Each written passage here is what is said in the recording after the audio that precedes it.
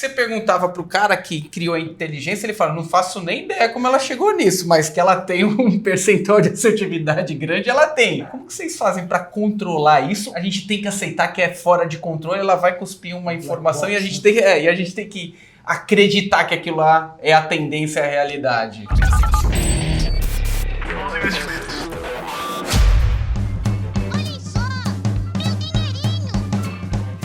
Olá, investidores e investidoras, sejam bem-vindos a mais um Retorno Cast. Estou eu, Luiz Felipe Vieira, juntamente com Felipe Medeiros, e hoje o convidado é Thiago Guedes, ele que está à frente da estrutura de desenvolvimento da Bridgewise.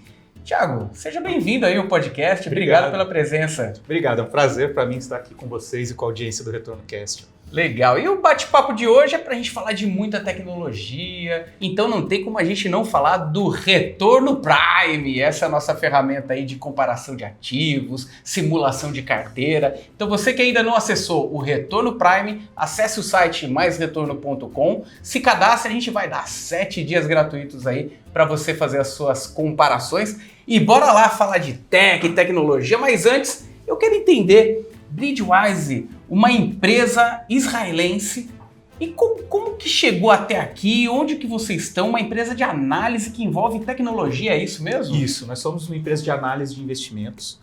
Nós acreditamos que todo investidor tem que ter acesso a uma análise de qualidade. Então acho que a gente está muito relacionado com a Mais Retorno, com o que vocês fazem. Eu lembro de quando eu comecei a investir, eu estou no mercado desde 2006, então um pouquinho de tempo, né, pessoal?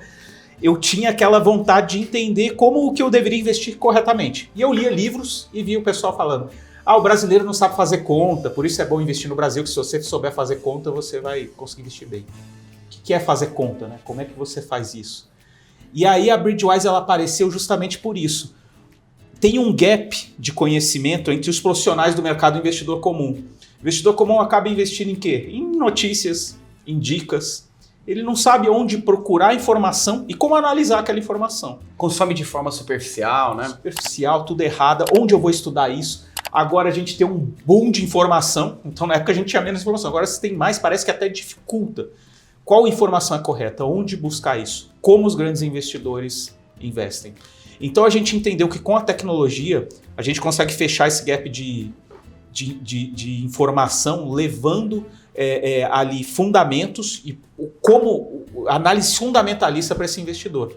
Então a gente tem uma tecnologia que usa inteligência artificial hoje em dia, então isso permite uma escala, permite você trazer ali uma análise de praticamente todas as ações do mundo, isso é bem diferente, e a gente consegue integrar isso dentro de plataformas e a gente, através de parceiros, consegue levar isso para os clientes finais.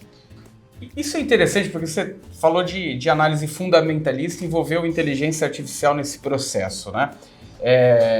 Entendendo que vocês fazem muitas análises e a análise fundamentalista ela vai além daqueles dados de balanço, empresa, como que vocês correlacionam isso para trazer um fundamento nessa análise no ambiente qualitativo? Como que isso se conversa? Você precisa ter o fator humano nesse processo? Como é que é? A nossa análise ela não usa o fator humano. Tá. A gente é bem quantitativo, a gente primeiro faz uma análise setorial. Então, primeira coisa que a gente faz, a gente divide as empresas em setor e em market cap. Dividimos isso, a gente faz uma análise de mais de 252 fatores, onde a gente olha quais fatores impactaram mais o preço da ação nesses últimos 20 anos. Então, vamos pegar um exemplo. Um desses fatores pode ser preço sobre lucro. Pode ser variação de EBITDA. Então, as empresas, por exemplo, que a inteligência consegue ali analisar todos esses dados e ver, não, então a empresa desse setor que teve uma variação maior de preço sobre lucro, ela conseguiu ter um crescimento maior depois da divulgação de resultados dessa. Então, legal, a gente definiu ali quais são os fatores que a gente vai dar mais peso. A empresa divulgou o resultado trimestral dela, a gente compara entre os ativos e a gente dá um call ali de uma recomendação de como é mais provável que ela esteja no futuro. Se ela é mais forte dentro do setor, se ela é mais fraca, se ela está como venda, se ela está como compra. Vem isso, temos toda essa parte de dados. Isso é o que o mercado faz e grandes investidores fazem. Outro dia, por exemplo, eu vi uma notícia falando sobre um grande investidor que estava no Brasil e perguntaram dele sobre inteligência artificial. Ele falou, a gente não investe em inteligência artificial, mas dentro da nossa empresa a gente usa para analisar dados. Então, grandes investidores falam isso. No caso, foi o Howard Marks até que falou isso no evento da Bradesco. Então, isso só que é um dado meio bruto, né? O investidor comum olha aquilo ali e não entende nada. O que a gente faz? A gente também tem a inteligência generativa, que é uma inteligência própria, que é uma Micro Language Model que a gente tem, que ela pega aquela informação e explica com texto por que a gente está dando aquela pontuação para a empresa. E aí a gente consegue... Ela estuda a estrutura interna de vocês e... Isso. E é um Big Data muito grande. Então a gente vê que a gente tem um Big Data, a gente tem acesso a muitos dados, e a inteligência artificial ela tá vindo para conseguir ajudar a interpretar esses dados. Antigamente a gente tinha esses dados, mas aquilo lá não dizia nada pra gente. Então ela interpreta aquilo pra gente, diz o que é, e como a gente tem um volume muito grande, por exemplo, a gente cobre mais de 36 mil ações no mundo todo. Então o Brasil hoje, para ver, a gente tem quase 400 ações aqui na Bovespa internas. A gente cobre aqui no Brasil mais de 330 ações. Fora isso, se eu colocar BDRs, a gente tem mais de 1.000 BDRs aqui no Brasil. A gente cobre praticamente todas elas. A gente cobre mercado europeu, mercado asiático. A gente tem inclusive contrato com a Bolsa do Japão porque eles querem levar a análise para o resto do mundo.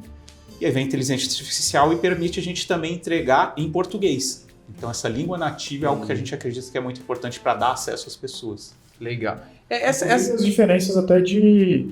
Às vezes como as informações são divulgadas. Eu sei que tem um padrão internacional, que a maioria das empresas segue, mas eu não sei como é que isso é fora do Brasil e Estados Unidos, se, né, sei lá, se as empresas de Israel seguem o mesmo padrão, se no Japão seguem o mesmo padrão. Eu imagino que até isso também consegue aproximar para a realidade dos brasileiros. Né? Elas seguem um padrão muito parecido, então isso é bom.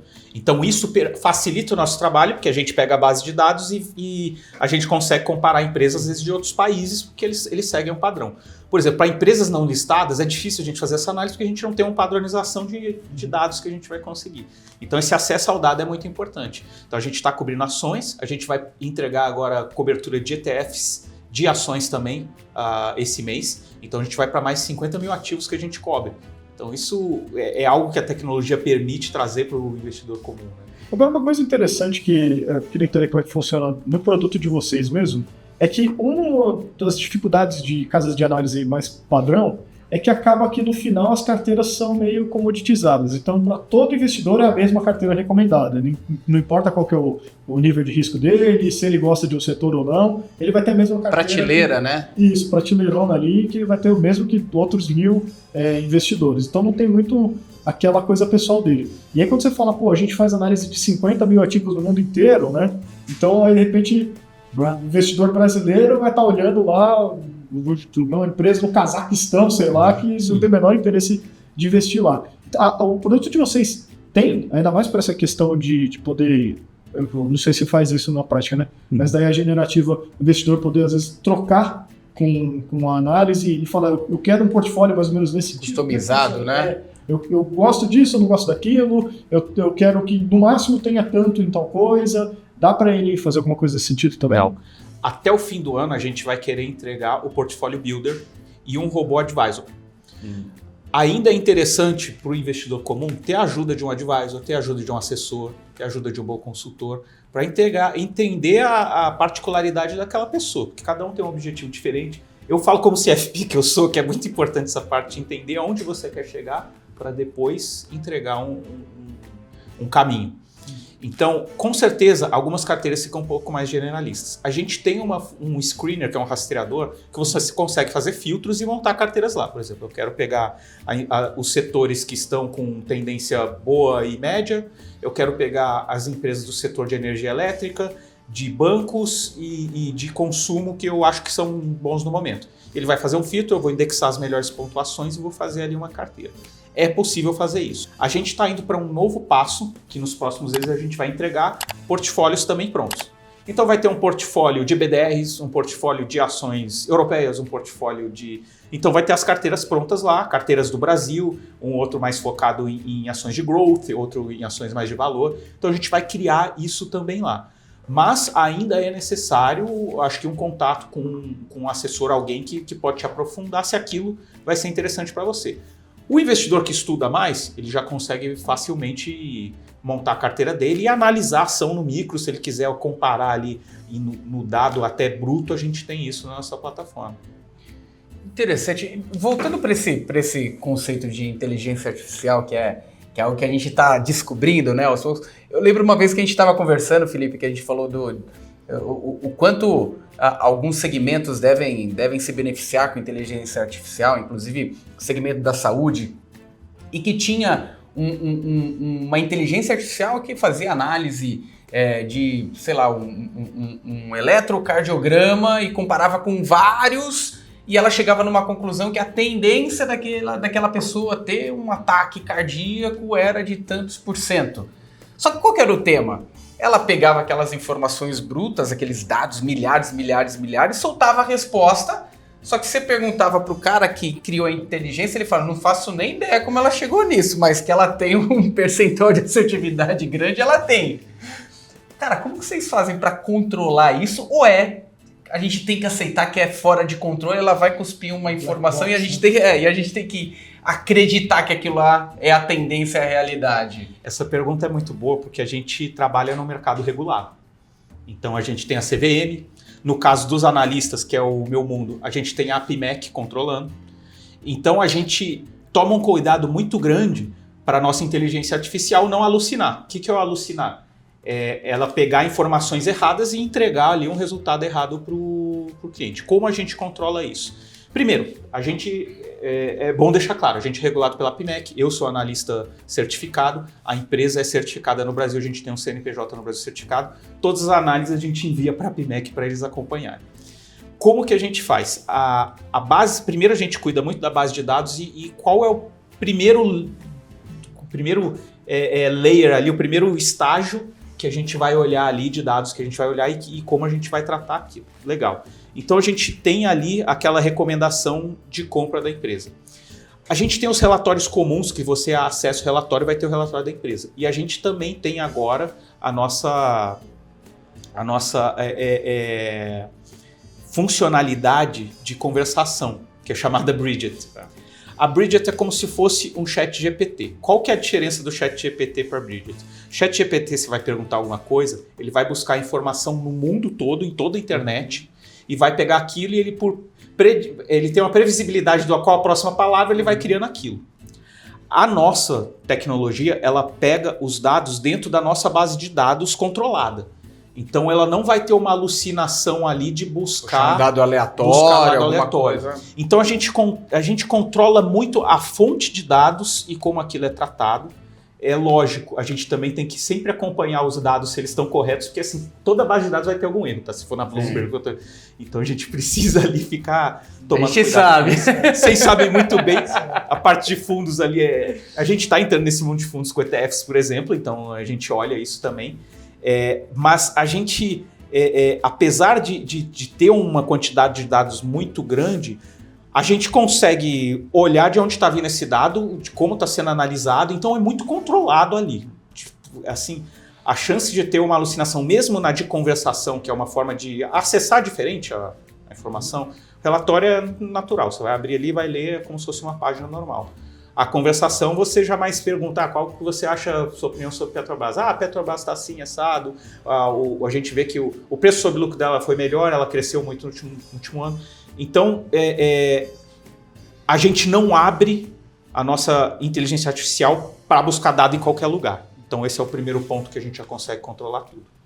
Legal. E a partir disso, estrutura relatórios, uma dinâmica que vai para B2B, vai para B2C e a partir disso vocês vão criando os produtos, é isso? É nessa esteirinha? Isso. Então passa por um funil, a inteligência artificial está ali para dar o contexto que vocês estão querendo dar para aquela situação, por exemplo, pegar empresas com maiores dividendos, melhor assertividade para resultado nos últimos... Vocês que parametrizam, porque você chegou a conversar de fatores, né? Isso. Os fatores, na verdade, é uma parametrização. É uma parametrização, mas aí o machine learning que acaba dando a parametrização, né? Tá. Então é lógico, a gente tem que olhar depois como é que tá aquilo, mas assim, a gente tem um histórico ali que a gente acompanha que tem dado muito resultado.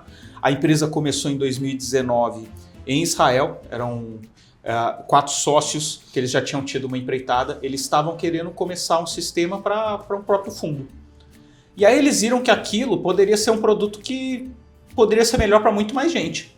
Eles falaram, cara, assim, ser mais um fundo no mercado, mas a gente pode impactar muitas mais vidas entregando essa análise que a gente tem, que é de qualidade. Então eles fizeram primeiro para uso próprio, eles resolveram passar para os outros. Então tem muito resultado que a gente usa para nós mesmos e resolvemos passar para os outros. E a ideia foi ir com o modelo B2B2C. Qual é? A gente pega um parceiro e essas empresas já têm o cliente final, então elas fornecem o cliente final. Outro produto que a gente está tendo é para as próprias assessorias. A gente também está começando fechando um produto para ir para as assessorias e fornecer o serviço, assim como as outras casas de análise fazem. Além da nossa análise, agora a gente vai trazer também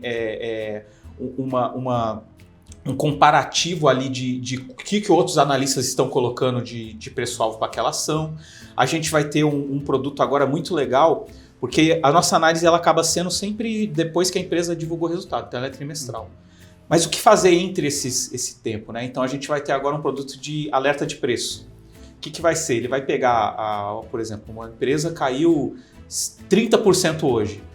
E aí a gente vê que a estatística mostra que essa empresa, toda vez que ela caiu mais de 30%, em 10 dias ela recuperou 50%. Então a gente vai ter alguns alertas assim mais preditivos também para lançar no período. E agora a gente está cobrindo ETF, então assim, a quantidade de produtos que a gente vai lançar até o fim do ano é muito grande também. Não dá nem para saber, né? Vai acontecendo e vocês vão... a gente vive um momento no mundo muito dinâmico e muito diferente, né?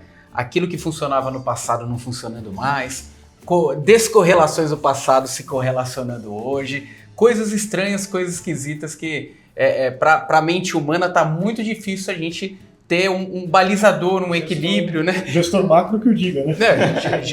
Há quanto tempo a gente vê fundos multimercados sangrando aí no mercado e não parece que vai parar tão breve isso aí, né? Infelizmente. Eu vejo gestores multimercados falar sobre entrar vendido no S&P, acho que desde 2021 e tá todo mundo apanhando até hoje.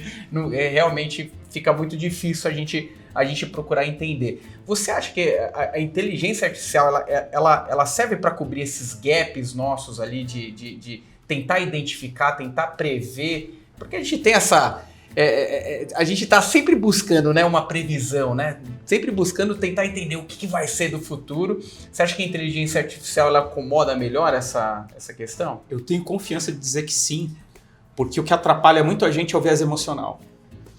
E quando sobe demais a gente quer comprar, quando cai demais a gente quer vender. Então a gente tem aqueles vieses que são comprovados que atrapalham a gente. A programação humana não foi feita para investimentos. A gente tem que ficar brigando com a nossa emoção. Eu mesmo, de vez em quando estou sofrendo vendo a minha ação, mas racionalmente não é para eu mexer. Então a tecnologia ela tira esse viés emocional. Então, por exemplo, o pessoal fala, NVIDIA subiu demais, já era. Mas, ela está entregando o resultado. Então, por exemplo, a nossa análise para a NVIDIA agora, ela está dando acima da média.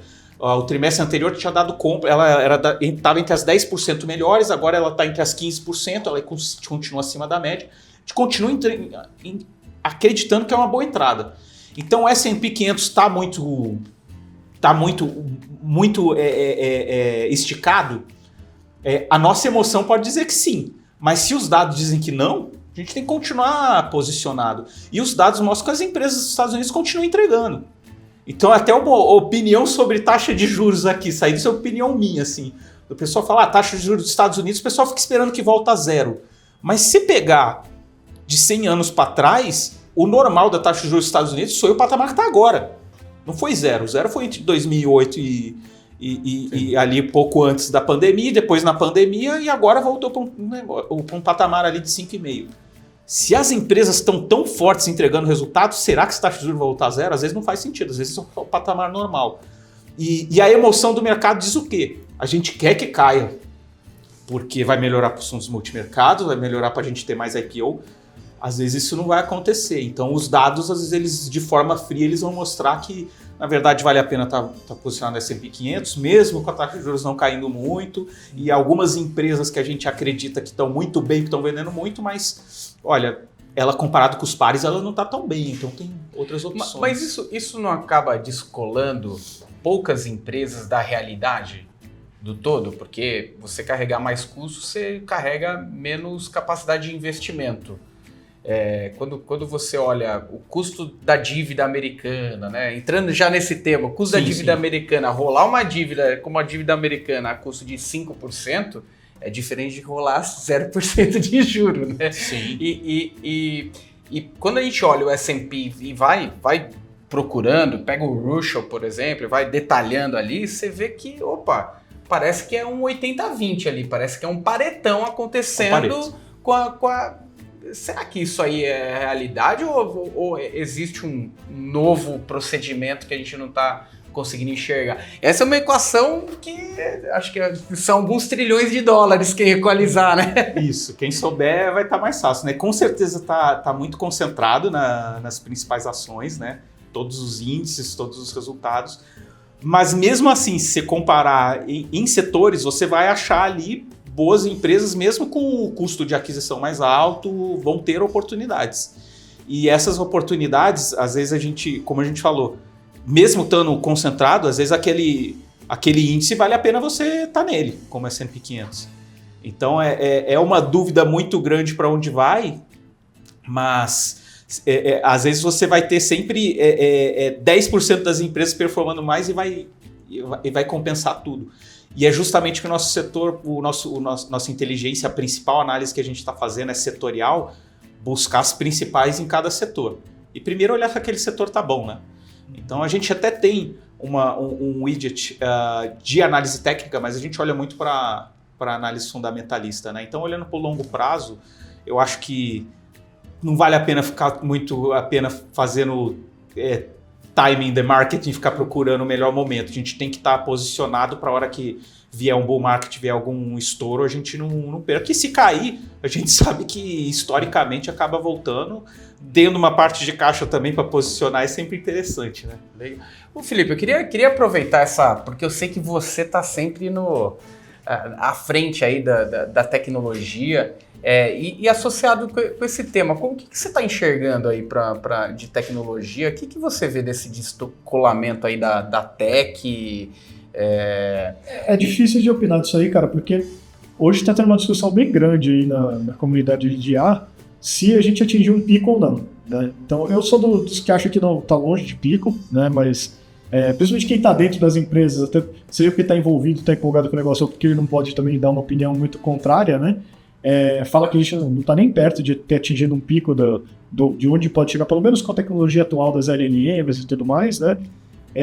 Mas já tem uma grande parte falando, olha, a gente teve um monte de anúncio, né? GPT-4o, né? É um pouquinho melhor do que o anterior, né? Naqueles benchmarks, né? Que também não são muito confiáveis. Aí o Google vai lá e solta o Pro 1.5, né? A versão finalizada deles, já com algumas otimizações. Também deu um pouquinho de melhorada nos benchmarks, né? Aí saiu o Llama 3 lá da Meta, também um pouquinho melhor. Então meio que ninguém conseguiu avançar. Aquela primeira revolução parece que não está na mesma escalada. Então tem gente que já está achando que, olha, os caras vão colocar dinheiro infinito nesse negócio para não ter muito mais resultado. Essa tecnologia, pelo menos, já chegou no limite. E você pega o chefão, o cientista chefão lá de IA, que é o Yann LeCun da Meta, né? Que inclusive é um dos caras... Godfathers, Founding Fathers, sei lá como é que eles chamam da IA, que é o Yann LeCun. Aí tem aquele Geoffrey Hinton também, que é também um dos primeiros. E tem o terceiro lá, que esse não está muito na mídia, eu não lembro muito o nome dele, né?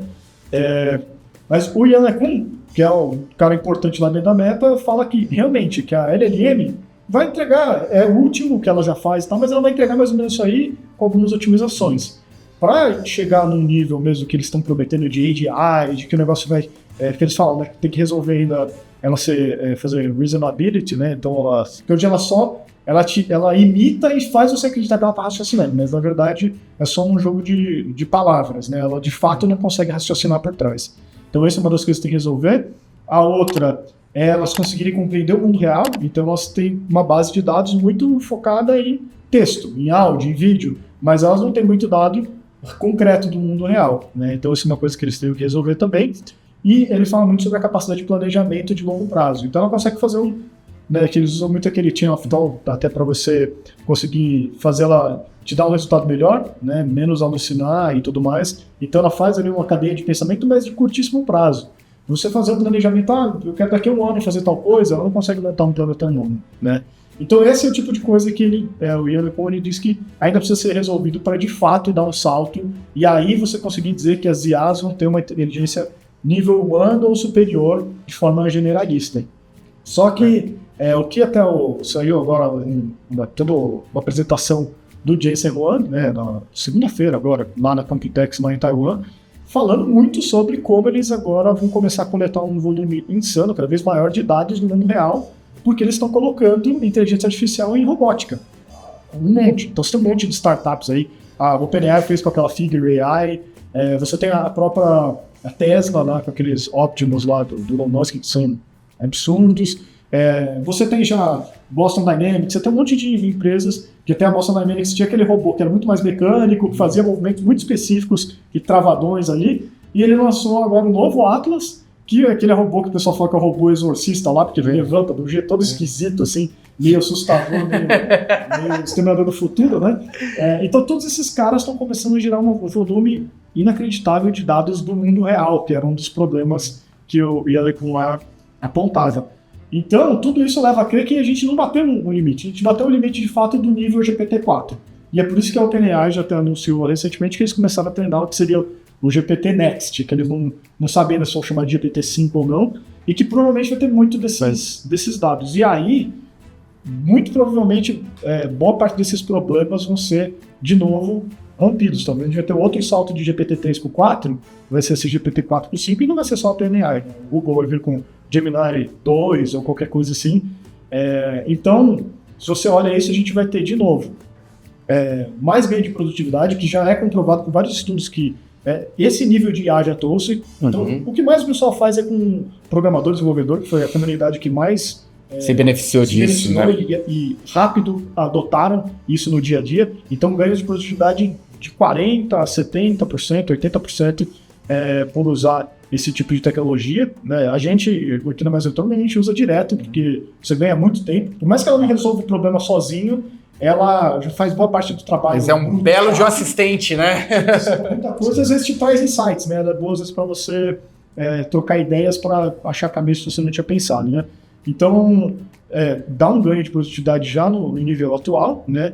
E para NVIDIAs, a AMD, enfim, essas empresas de hardware, a necessidade de compute, né, deles é limitada, assim, né? Então o Jensen Huang estava falando lá na apresentação dele também, de que hoje eles tinham lá data centers com dezenas de milhares de placas, aí agora eles estão indo para centenas de milhares de GPUs, né? E ele já está projetando, ele colocou lá as projeções para chegar em milhões de GPUs, de não sei o quê. Então, o negócio está escalando a nível exponencial, além da própria capacidade das GPUs, mas os data centers cada vez maiores. E a NVIDIA está se posicionando não só na parte de hardware, como de software e de data center para rodar esse monte de modelo todo. Então, algo que tudo indica, para mim, é que não atingiu um pico. Eu acho que isso ainda vai longe. Eu acho legal a gente olhar historicamente como aconteceu com os computadores. Os computadores, eles surgiram, mas antes do PC, ninguém sentia que eles existiam. A inteligência artificial já existe há muito tempo. Por exemplo, no Instagram já existe há muito tempo, todo mundo impactando a gente, ali com notícias, Google, Facebook já usam há muito tempo. O ChatGPT foi a primeira interface para a pessoa comum do dia a dia ter acesso àquilo. Então a gente realmente está muito no início. Agora as pessoas vão, isso existe, realmente, então o negócio é bom. O negócio pode ajudar, pode aumentar a produtividade. E daqui para frente acho que é outro salto. Eu acho que vai acabar tendo surgimento também de alguns nichos, como é a Bridgewise. A Bridgewise, ela ajuda no dia a dia um assessor que está lá, vem o cliente, liga, o que você está achando da ação a gente pode falar qualquer ação aí do mundo, da Ferrari. Eu abro a ação da Ferrari. Bom, a ação da Ferrari aqui, ela teve um lucro por ação maior do que os pares dela. Ela teve um crescimento no último trimestre que bateu todas as expectativas e a gente está achando que é uma boa conta. Com base numa análise certificada. Cara, é um ganho de produtividade muito grande. Se ele quer perguntar no chat também, algum cliente vem, pergunta ele no WhatsApp, ele joga a pergunta no chat e já vem uma resposta.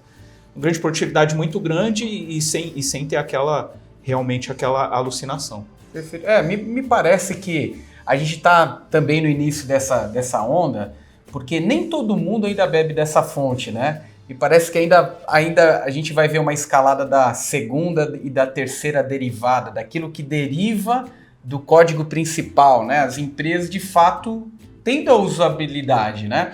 Grande parte das pessoas ainda não sabe que existe. É muito estranho, cara, porque por um lado a gente vê lá que quando lançou o ChatGPT foi acho que eles estão na plataforma que teve o maior crescimento da história, assim, em curto espaço de tempo, né? Então acho que o Instagram, o TikTok lá tiveram recordes desde o ChatGPT quebrou esse recorde. Acho que foi 100 milhões de usuários em um mês. Um negócio assim, absurdo.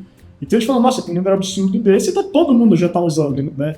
E aí você olha pesquisas nos Estados Unidos, onde está acontecendo essa revolução, onde os caras falam disso toda hora, essas empresas Big Tech, tudo agora é plataforma. Os caras contaram lá na apresentação do Google I.O., falaram 160 vezes AI tá todo lado, e meio que, acho que 40%, eu acho que dos americanos usa pelo menos uma vez por mês, alguma coisa assim, né? 60% nunca usou, e tem um número, sei lá, 40% que nem sabe o que é ChatGPT, nunca ouviu falar. Então você fala, nossa, é muito estranho, né? Porque a gente tá nesse meio, parece que todo mundo já tá usando, já sabe o que é, e pelo contrário, né? Mas ao mesmo tempo, grandes empresas têm adotado, né? Eu participei de um evento da Microsoft aqui faz um mês, eu acho, aqui no Brasil, para eles falarem lá de AI, o evento era todo sobre isso, né, do Copilot e tudo mais, e eles convidaram o CTO do Itaú para ir lá falar como que eles estão usando essas tecnologias lá dentro do Itaú. E eles já estão usando um monte, né? Então eles já usam principalmente para desenvolvimento, no artigo de devs deles, mas eles estão já passando para outras áreas para organizar a reunião, para sei lá o que. Perfeito. Então, já está sendo, grandes corporações já estão adotando, né, aos poucos, para não ir sentindo como é que vai ser o negócio, mas está virando realidade de todo mundo. Acho que vai ganhar tração nisso daqui para frente também. Eu acho que o tema é justamente essa conexão e plataformas como a que vocês têm implementado são aquilo que conecta a realidade, né, a demanda da realidade com uma ferramenta, porque se essa pessoa for tentar acessar aquela ferramenta mais bruta, ela não sabe nem o que perguntar para o ChatGPT. Oi, tudo bem? Normalmente faz umas perguntas. Isso é outra coisa que eu acho que também vai mudar rápido agora, porque até então, a versão gratuita do GPT, primeiro você tinha que fazer um cadastro, agora você entra lá e você já sai conversando com ele, não precisa nem fazer cadastro. E segundo, que a versão gratuita que ele dava pro pessoal era o GPT 3,5, que ele era muito impressionante quando ele lançou, mas hoje em dia você tem que um modelo meio burrinho. O GPT-4 era reservado só para quem pagava. E a parte de visão, né, que você botar uma foto, botar um documento e ele te comentar sobre aquilo, foi pouco tempo atrás introduzida no GPT-4 e também era essa opção que pagava. Agora, o OpenAI abriu para todo mundo, né? Fala, visão, tudo. Então, tanto você falar com ele quanto ele falar com você, né? Então, as pessoas que muita gente usou por uma vez, viu o GPT-3, esse negócio é meio burro, ele fala só bobagem, e nunca mais usou. Agora as pessoas tiverem essa visão, primeira vez que o GPT, já vão acessar melhor o modelo. E vão ver que elas podem subir lá um PDF inteiro e tirar dúvidas sobre aquele PDF, né? Que é uma coisa que para elas vai ser revolucionário, porque, embora a gente aqui já conheça há algum tempo, essas pessoas nem sabiam que isso existia. Então acho que isso também vai fazer a adoção crescer muito mais rápido. Então. Se você comparar um analista, ele vai demorar 8 horas em média para fazer um bom análise fundamentalista. A gente faz isso, a empresa divulgou o resultado, a gente divulga.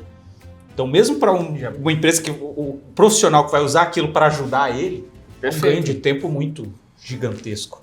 Perfeito, eu acho que essa escalada, por isso que a gente vê o S&P se descolando tanto, oportunidades acontecendo nessa esteira, e eu acho que a gente deve provocar cada vez mais esses assuntos, porque boa parte dos investidores, das pessoas que nos assistem, querem saber mais sobre isso, né? Querem ter mais informações sobre isso. E aproveitando esse tema aqui, Thiago, como que as pessoas que quiserem mais informações, quiserem saber mais detalhes aí de vocês, você tá no Instagram, LinkedIn, como é que é? Passa pra turma. Legal. Ali. No Instagram pode me procurar, é Thiago com THK, letra K, Guedes, @Thiago K. Guedes.